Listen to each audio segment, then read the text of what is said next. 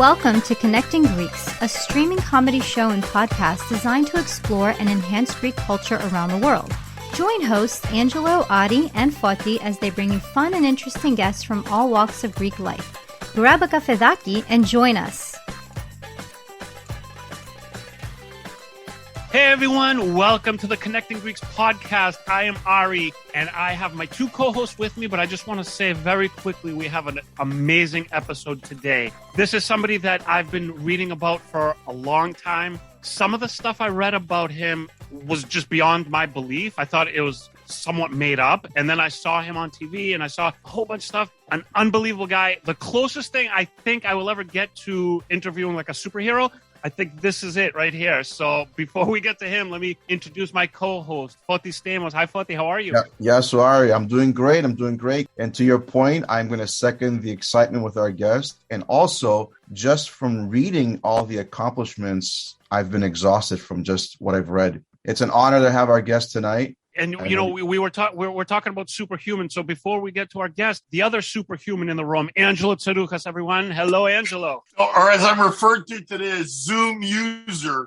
Yes, Zoom because user I'm number challenged one. and I don't know how to use the stupid Zoom program because I'm on a ship with people who can't stop eating. The irony today that we got this amazing guest. Welcome, Dean Karnazes, to the dysfunctional Connecting Greeks podcast. But I know who you are, and it's funny because you know I've seen the stuff in airports. Ultramarathon man, Confessions of an All-Night Runner, Runner's High, bestseller, New York Times, The Road to Sparta, my favorite, where my family's from. Now I got to ask you this from the beginning because we're going to get to know it. 50 and 50. Okay, I travel a lot. You did 50 marathons and 50 states and 50 consecutive days. Amazing. Like, I mean, I that's including Hawaii and Alaska. Yeah, where did you start and where did you end? Yeah, so I started in St. Louis, Missouri with the Lewis and Clark Marathon on the bicentennial of the Lewis and Clark expedition and finished in New York City. And it's funny that you said that because after I finished, I was on the Conan O'Brien show and he was doing his introduction and he said, yeah, we got a guy here, you're not going to believe it. He just ran 50 marathons in 50 states in 50 days. He's dead, but we're going to drag him out here. I mean, any normal person that I would ever talk to would say, A, that's impossible. B, if you pushed your body to do that, you will be dead. I don't think that before I read about you, I wouldn't think that would be physically possible. I mean, is there anything, there must be something about you that allows your body to push itself to these limits. Is this something that's explainable? Yeah, I'm Greek. Yeah. That's I was waiting for that. There you go. I mean, the birthplace of long distance running is Greece. You know, Yes. the birthplace of the Olympics. Literally, there's a class of citizens called the Hemerodromi, which were day-long runners in ancient Greece, and that was their vocation. Is they'd dispatch messengers to different city-states to collect intelligence and disseminate information. And these guys, you know, they could outrun a horse. And So basically, you took every single one of these guys in the population and they put them into one human, and here you are. Well, I mean, you know, it's hereditary. I think a lot of it. You know, they say that the best thing you could do as a long distance runner is to choose your parents well. Yeah. Thanks, Mom and Dad. Yeah. Now, Dean, you look 31 years old. You do not look at all, and I can attribute that to the Greek genes. Obviously, your diet is impeccable, and that's an example. Now, I think I'm the opposite end of the spectrum. So I'm going to make this comparison for this.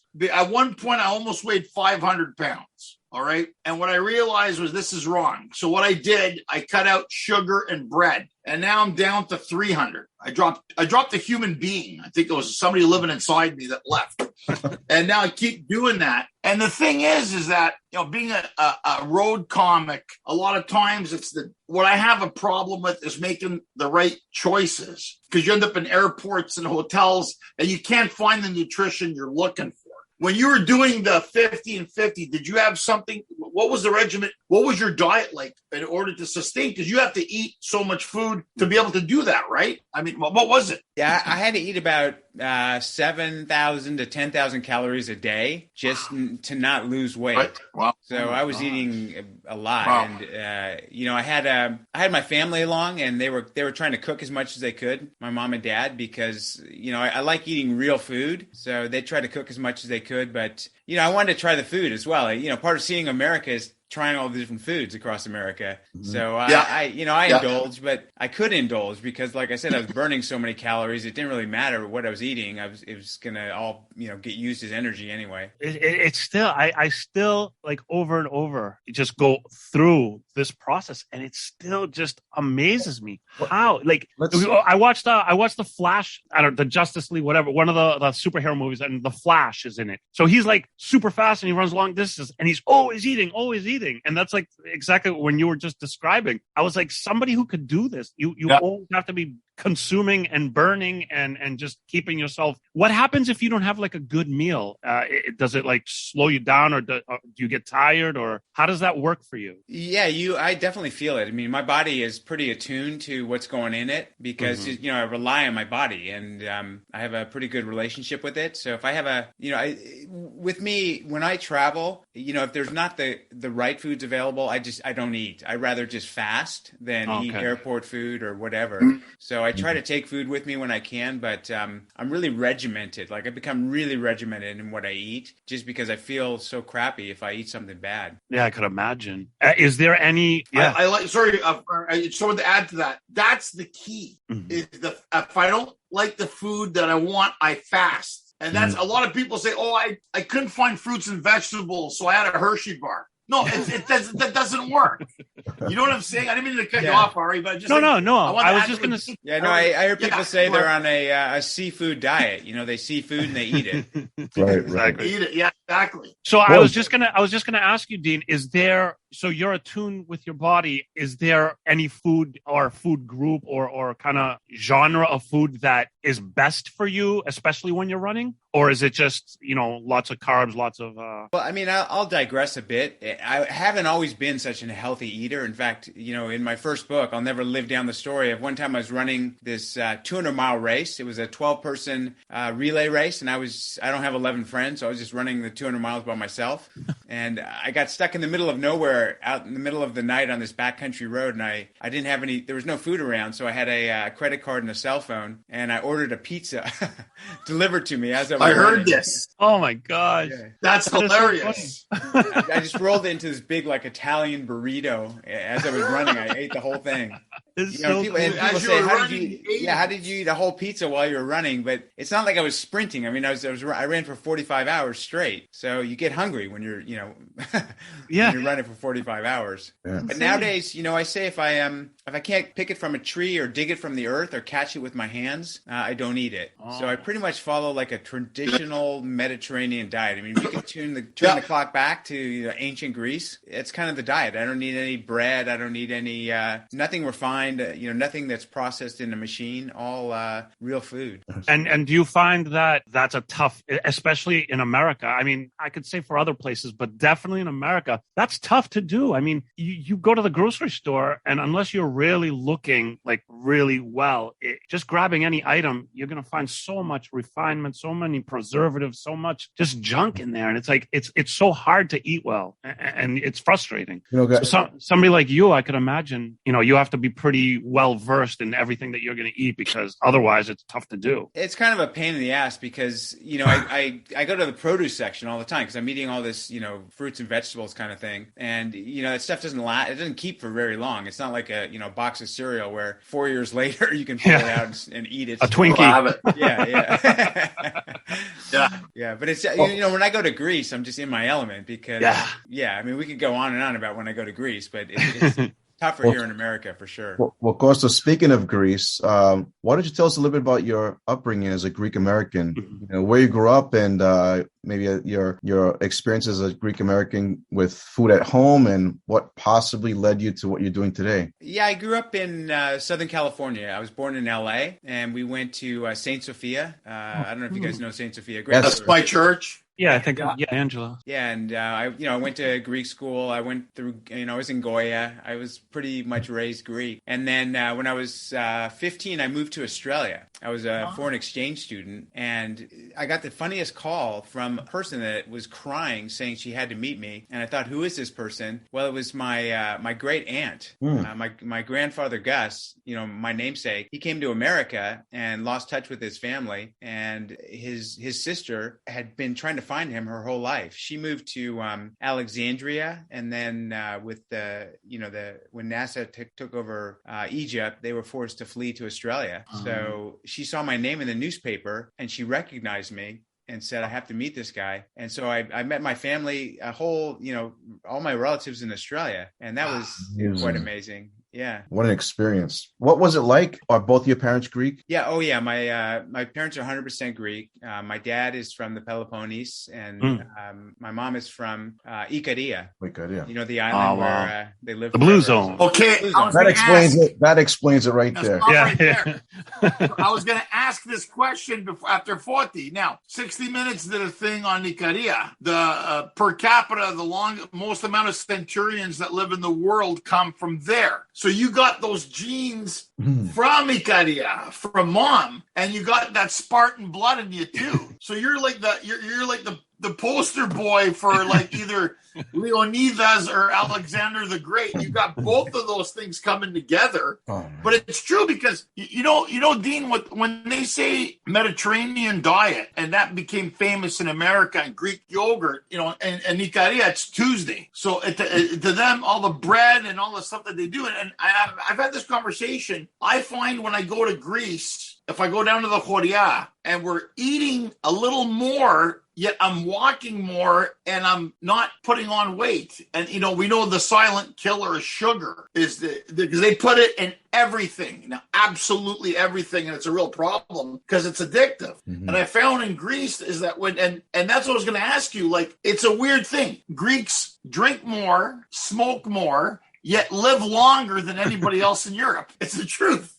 It's so weird. Greece is a dichotomy. And the whole idea, it's weird. It's weird, right? And I wanted to ask you, did you do the run? Did you do the road to Sparta? Did you do that run, Dean, from Sparta to Athens? Yes. It's called the Spartathlon. Wow, that's cool. It's a very famous ultramarathon in Greece. I've done it a few times. Wow. And yeah. When you say ultramarathon, what does that mean? No big deal. No big deal, guys. The marathon came from Greece. I mean, I hope you guys know the marathon. Yeah. So, of course. Yeah. So, the legend is after the Athenians somehow beat the Persians at the Battle of Marathon, they dispatched this foot messenger, Phidippides, to run to Athens, and he ran to Athens and, came up into the chambers and proclaimed Niki, victory, victory, we are victorious. And then he died. You ran 153 miles. Yeah. Well, that's what people think. He just ran the 26.2 miles, but he actually ran to Sparta and back beforehand. So he'd run beyond a marathon. And in Latin, ultra just means beyond. So an ultramarathon is anything beyond a marathon. And a marathon is 26.2 miles. Right. So if you run further than 26.2 miles, you run an ultra marathon. Oh, okay. I actually didn't know that. That's something new. That's amazing. And it's like, that's probably where Conan got his little bit from when, because the guy dropped dead after running. So he's like, here comes Dean, who just ran 50-50. And it's amazing. It's amazing to me that can actually happen. Well, the other thing that you guys, you might know, but most people don't, is where the Persians landed. I don't know if you've been to Marathon in Greece, but it's a big coastal plain, a big bay, and it was filled with wild fennel. The fennel grows all over Greece, the herb. Marathon, the translation just means field of fennel. So I don't think a lot of people know that's the genesis. No. Honestly, I didn't know that. Never knew that. See, connecting Greeks. We're teaching new things. And actually, we learn things as we go along. Yeah, Phidippides, his name, the translation of his name can be spare the horse, because these foot messengers, they could outrun horses, and they used to, why kill a horse?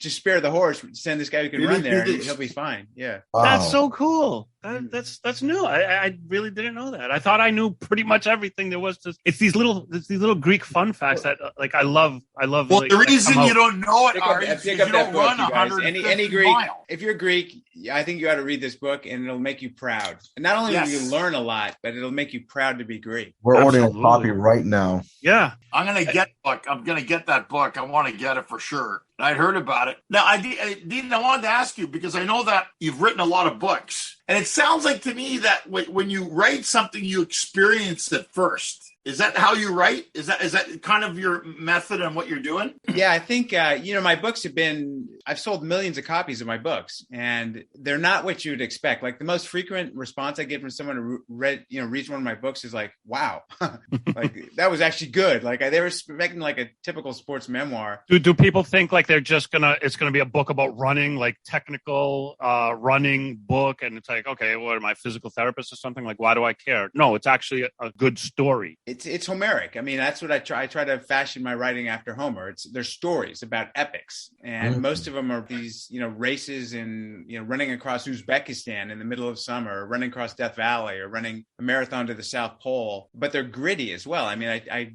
describe my toenails falling off. I get very visceral in the descriptions. But throughout these books, the theme of being Greek and Greekness and arete just shines through. So, I was first known as an ultramarathoner. Now I'm more known as a Greek athlete. Prouder. Yeah. Yeah. And it's interesting because when the very, very, very first time, I can't remember, years ago, the very first time I saw your name written somewhere, I said to myself, that sounds like a Greek name, but I wasn't like completely sure. And then it's after I got to know like who you were as a athlete that I looked into it more, and I was like, yeah, he is Greek, but that Greekness wasn't like in any of the forefront material. It was you as a runner, and I had to kind of dive in to see that you were Greek. And once I found out you were Greek, forget it. I was like, this is like the most unbelievable guy right here. And here he is. I'm connecting. Yeah, here he is. Yeah.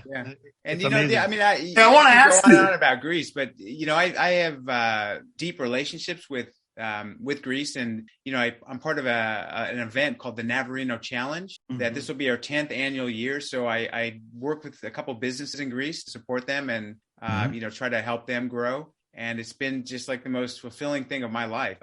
If it wasn't for my daughter, who said she would disown me if I moved to Greece, I would be living in Greece. Wow. Really? I'd love it. I feel Greece is great. I'm sure it's in the cards in the future for you. Yeah, it is. When she gets married, I'm gone.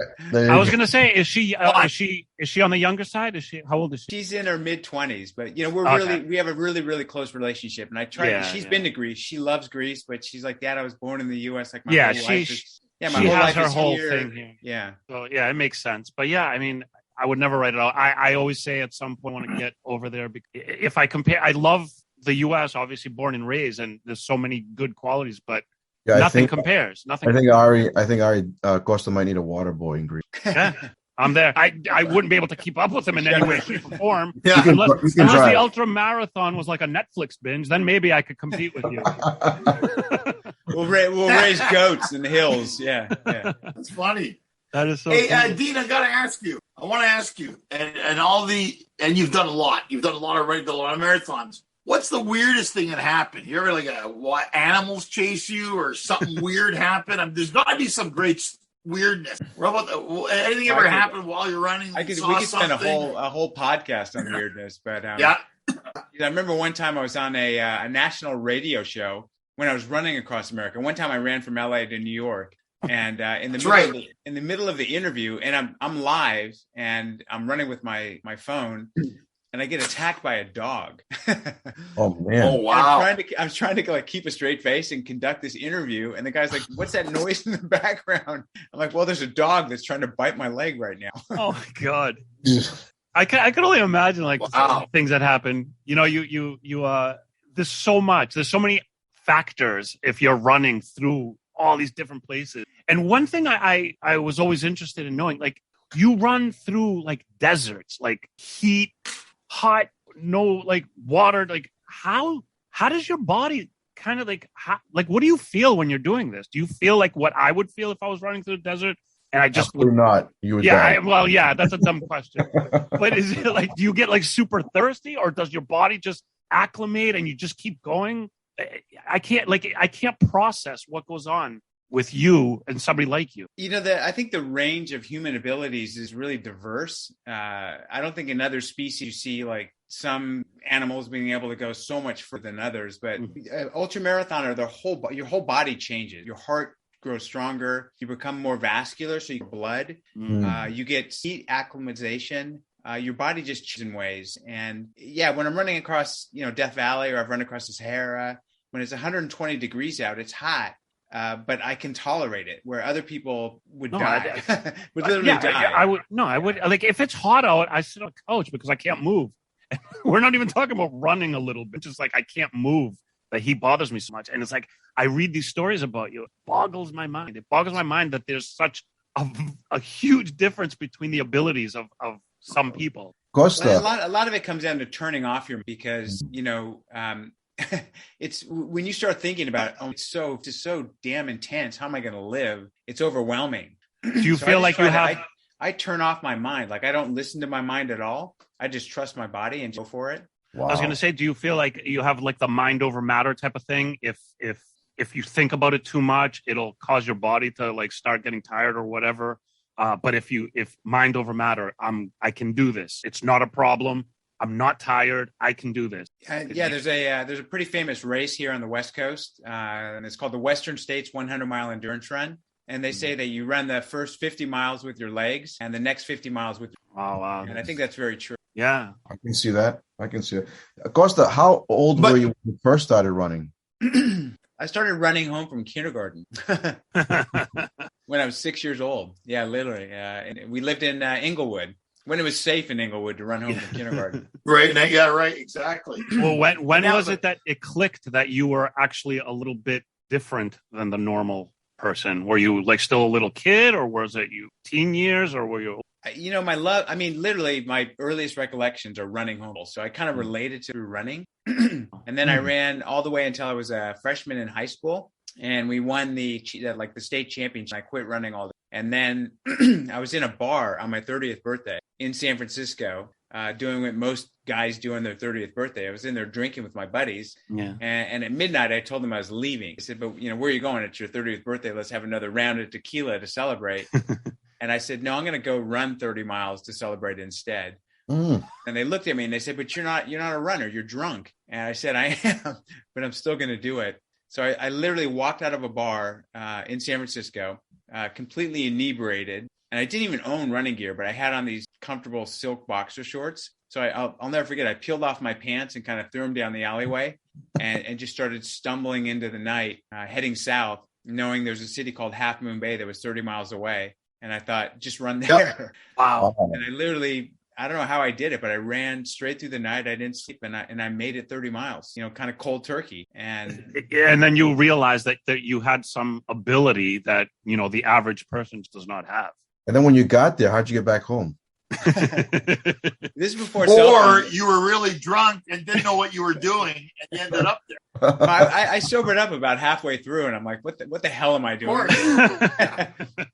Wow. There was a payphone out in front, and I called my wife to pick me up, and she was. Did you start yelling at you? She's like, "This is so unlike you've never not come home. Like, what? Are you okay?" And I said, "Yeah, I just need a ride." She's like, "No questions asked. Where are you?" And I said, "Well, I'm out in front of 7-Eleven." And she said, "Well, you mean the 7-Eleven down on Geary Street?" And I said, "No, the 7-Eleven in Half Moon Bay." She said, "What?" And, she said, "That's 30 miles away. How did you get there?" And I said, "I ran." And she said, "From where?" I said, "I walked out of the bar and I ran here." And she said, "Just, hold tight. You don't sound very stable. I'll be right down."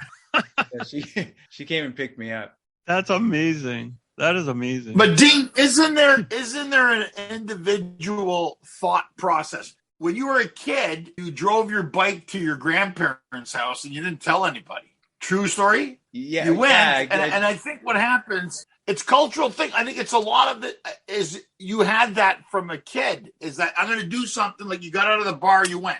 I mean, that's. Yeah, I was a corporate guy. I went through college, graduate school, and I got an MBA, and I had a very comfortable corporate job, and I was so miserable.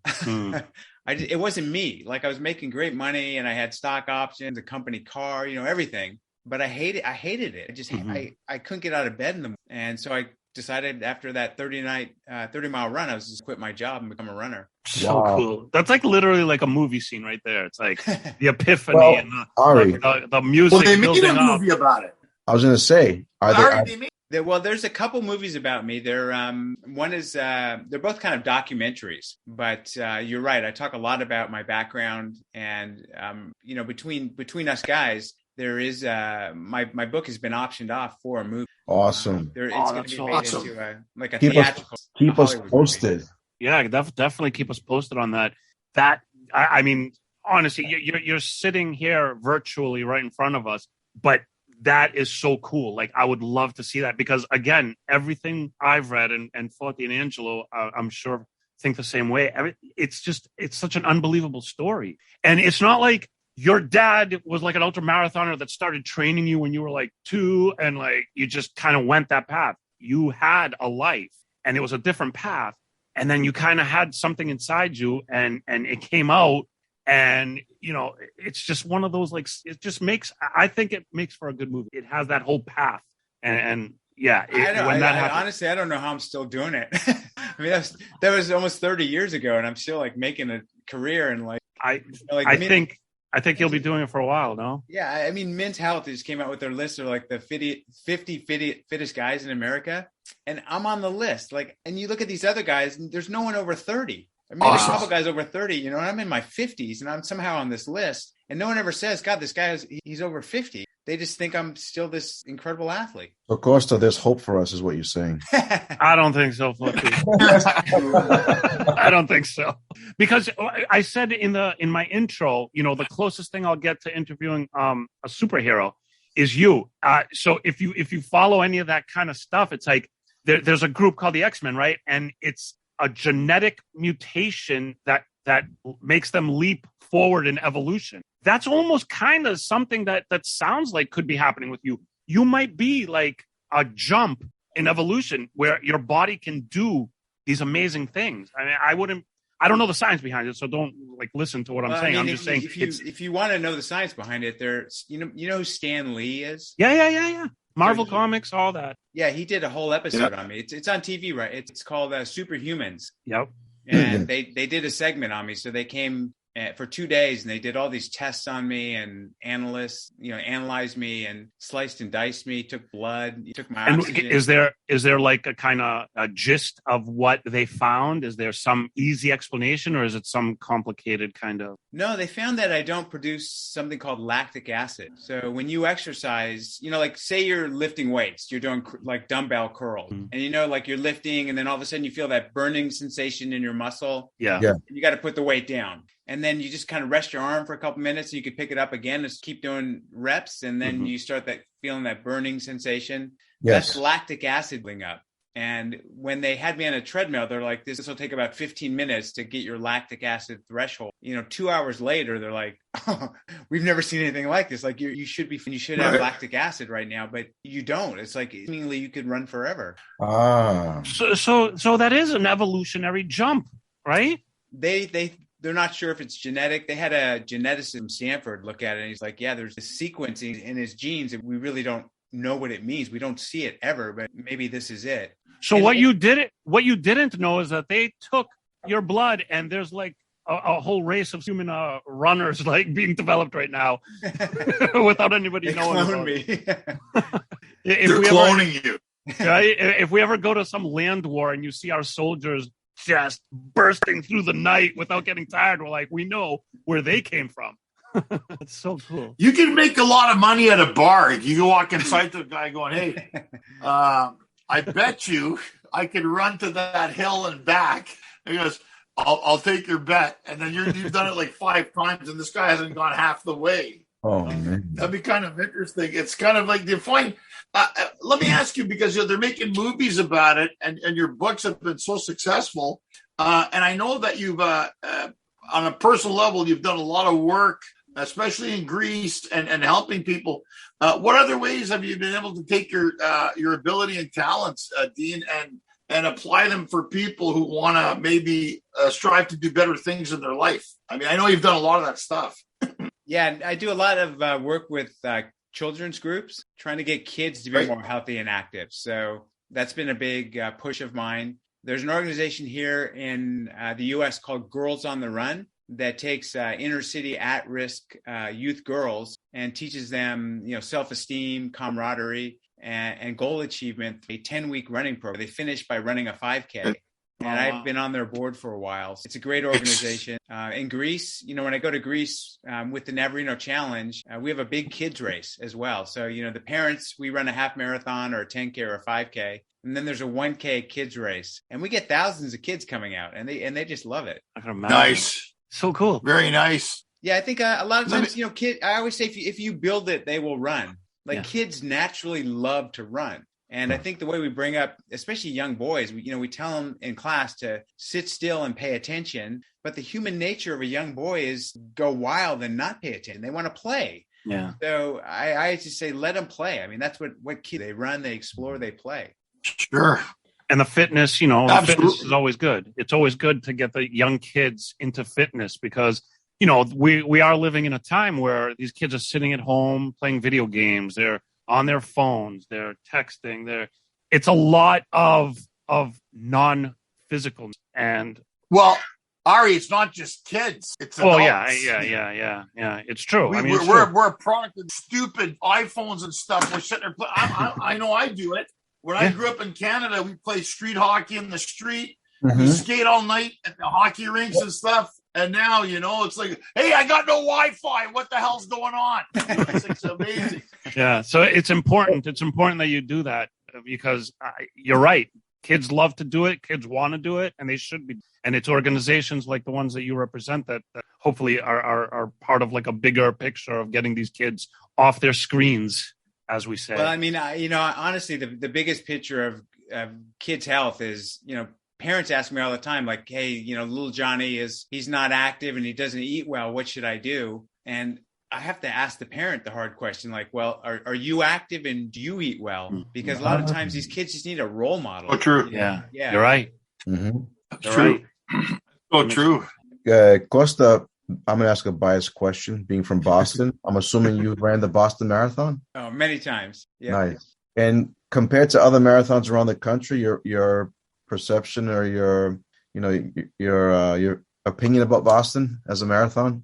I mean, it's one of the pinnacle marathons in the world. Every marathon, it's funny when I've run over 300 marathons on all 7 continents twice. And marathons are like cities. They have their own personality. When you go to LA, it's different than when you go to San Diego, Sure. when you go to New York City, when you go to Chicago, when you go to Boston, you go to Austin, it's got a different feel. And Boston has a very unique feel. There's quirky things that happen on almost every marathon. And one thing, like tradition with Boston, at the halfway point, there's a all-women's college called Wellesley. Mm-hmm. Yes. Do you know about the Wellesley kisses? No. Tell us. It's a tradition where all the Wellesley girls go out there and they give free kisses to runners passing by. Well, I'm joining the marathon. I mean, I talk to guys and they're like, in their 60s, they're like, I'm still doing it because that is all I look forward to the whole year is getting a kiss. Well, Dean, you just motivated Angelo to do his first marathon, so there you go. I'm going to Boston. Now, hey, Dean, so you did a marathon in Antarctica. Wow. Is that right? It was like minus 15 or something. Like, what the heck? What was that all about? Well, I mean, I'll tell you that Antarctica is a big continent, and I've done races on the exterior. And then one time I ran a marathon at the South Pole. And the South Pole is like the most intense place in the world. And it was actually minus 35 degrees. And I was supposed to be gone for 12 How many days. people? How many people were there, Dean? There were supposed to be 40 to 50 people. And ended up 3 of us. Oh my gosh! And we almost died. Yeah, we almost died. It was so intense. Yeah. So what did you physically feel? So this is like me running down the street here in front of my house is probably the closest that you would ever feel to like not being able to do something or your body kind of suffering. What did you feel at that extreme level? It was just misery because, we'd been living in these tents for 12 days and everything we had was frozen. So if you wanted to brush your teeth, you had to sleep with toothpaste in your mummy bag just to warm up the toothpaste. The food, you're eating, space, literally like space food. It's freeze-dried food. Wow. And there was whiteout conditions. I mean, it was so hard to run because I was running with one of the other runners and just fall over because you get vertigo. You can't tell if you're going forward, sideways, up, down. All you see is white. Yeah, it was really quite dangerous. Like I said, I was supposed to be back in 12 days, and 31 days later, I made it back to San Francisco. That's wow. Amazing. Oof. I couldn't. Does anybody live in Antarctica? Does anybody live there? No, well, I think it's just research. There's a South Pole Station. It's a research center, but it's below ground. Yeah. So there was no when you get to the finish line, there was a inaugural South Pole Marathon, and then there's the South Pole. There's actually this candy striped barber pole with a stainless steel orb on top, literally. And I remember I finished the marathon. I was standing there looking at the South Pole, and one of these a guy from the South Pole Station said to me, "Hey, that was amazing. You're the first person to run a marathon to the South Pole. Did you want to run around the world naked?" Okay, Bob, you've been spending a little bit too much time down here at the South Pole. And he said, no, I'm an engineer. Think about it. If you run around the South Pole, you're circumnavigating the globe. Yeah. At its smallest circumference. True. Yeah, you at first you're like, okay, dude. But that makes sense. I said to him that I said, yeah, okay, that's true, but it's minus 35 degrees out. And he's like, don't let any of your appendages touch that stainless steel orb on top, and you'll be fine. So I literally ran around the world naked. I stripped down and. Have you ever lost a game of Never Have I Ever? Like, you could beat anybody with this because you've done things that I don't think any other human could possibly. Yeah. Like I said, pick up one of my books and you can read. Like, I could tell you, I could go on and on. I mean, sure. Yeah, I could imagine. You absolutely. We need to do multiple episodes because before we got on, I have like a million questions. As you're talking, a million more are coming to mind, and it's like we could just sit here all day and get these questions. So let's just do what we're doing now, and hopefully you could come back so we could like kind of get into different specifics. But Foti, you have a couple of things you want to ask, do you not? But before you get to Foti, I want to say, when Dean says I gotta run, he really I gotta run. Well, he's legit. Really, I gotta run. Oh man, no, this has been just an inspiring segment. We talked to a lot of great folks, of course, who are Greeks around the world who have interesting stories to tell. This by far has to be the most interesting, the most inspiring amazing segment that we've had. Because to Ari's comments earlier, we've watched you on some of these documentaries. And we're just so proud that you were Greek. Besides the fact that you made all these accomplishments, like he's Greek. That's number one for us. And now it's great to actually have you here. It's an honor that you're on our show and you took the time to be with us. We definitely want to be informed of any of your upcoming ventures, projects, anything in the pipeline that you got going on that maybe you can disclose with us on our segments. Yeah, I mean, I've always got things going on. Next, at the end of either at the end of this year or the beginning of next year, I'm going to try to run from the lowest point on Earth to the highest point. So, wow! Is that Mount Everest? Yeah, everyone knows the highest point on Earth is Mount Everest. The lowest point is the Dead Sea. It's about 5,000 miles, and that is my next goal: is to run from the lowest to the highest. And what's the frame? A lot of what I'll follow is the ancient Silk Road, which is the path of Alexander the Great. Oh my God! That's right. Please tell me they're filming this and documenting it, right? Yeah, I think Nat Geo's going to be with me.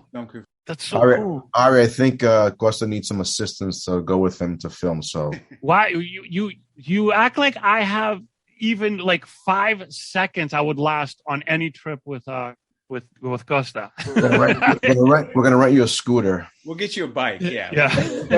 Even you could get me a fully gassed up car, and I probably wouldn't last as much as you driving. But you're in your 50s, and this is your goal. This is your next goal. And Costa, what's mind-boggling. What's the time frame to complete the 5,000 mile journey?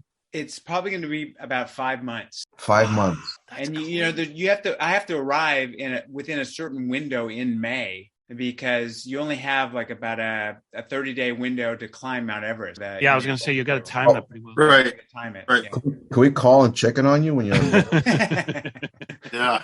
Then pizza. Yeah. Oh, there you go. And then pizza. And hopefully a dog isn't attacking him at the moment.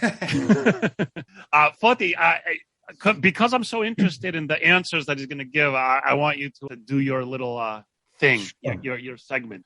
Before I kick off, Angela, any last thoughts or comments or questions for? No, this has been wonderful. I'm learning and listening. This is awesome. Hey, Angela, before we do sign off, congratulations on dropping 200 pounds. That is, that's phenomenal, and I wish you success to keep going. I mean, thanks. I'm it's trying. So hard. It's so hard to do what you're doing. Me, Costa, they keep booking me on cruise ships, but I'll tell you, it's motivating because I see all these people eating, and I don't want to eat. I get disgusted. I'm like, I'm not going to eat. I'm not eating this stuff. I go the opposite, So it's it's hard.